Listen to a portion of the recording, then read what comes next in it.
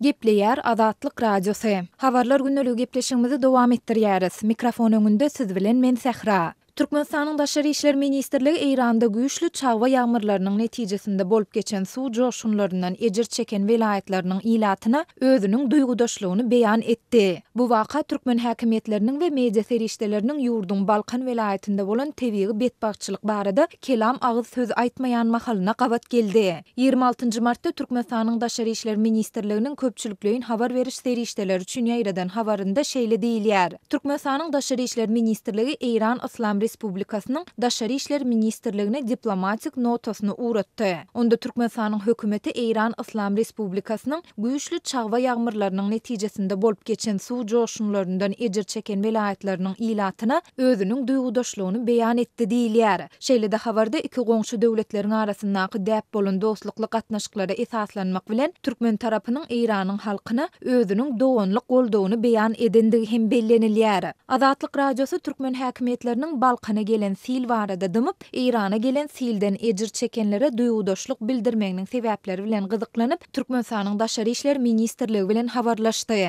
27 martda Azatlyk Radiosuna anonim şertde maglumat beren ministrligiň jogapkär resmisi özleriniň ýurduň içinde bolup geçen ýagdaýlara däldi, daşary döwletler bilen bagly meselelerde ýurduň behwitlerini goramaga jogap berýändiklerini aýtdy. Galy berse de ol ýurtda bolup geçmedik waka barada duýgudaşlyk bildirmegiň hiç ýyly manysynyň ýokdugyny hem aýdyp, Balkanyň bereket etrafynda sil joşunyň bolandygyny inkar etdi. Siziň ýurt içindäki çeşmeleriňiz dogry maglumatlary bermeýärler. Şeýle-de men sil suwundan kimdir biriniň ejir çekendigini eşitmedim. Onsoňam ýurtda bolup geçen waka barada näme üçin Daşary işler ministrligi maglumat bermeli? Siz bu zatlary ýurduň beýleki jogapkär edaralaryndan soraň diýip, Türkmenistanyň Daşary işler ministrliginiň jogapkär resmisi sözüni jemledi. Ýatlatsak mundan 7 gün ozal Eýranyň türkmenleriň köpçülikleýin ýaşaýan Gülistan, Mazandaran ýaly Demirgazyk welaýatlaryny sil suw bastı. Azat Ýewropa Azatlyk Radiosynyň Pars gullugy Radio Fardanyň Eýranyň häkimetlerine salgylanyp 27 martda beren maglumatyna görä sil joşununda häzirçenli 35 adam helak boldy.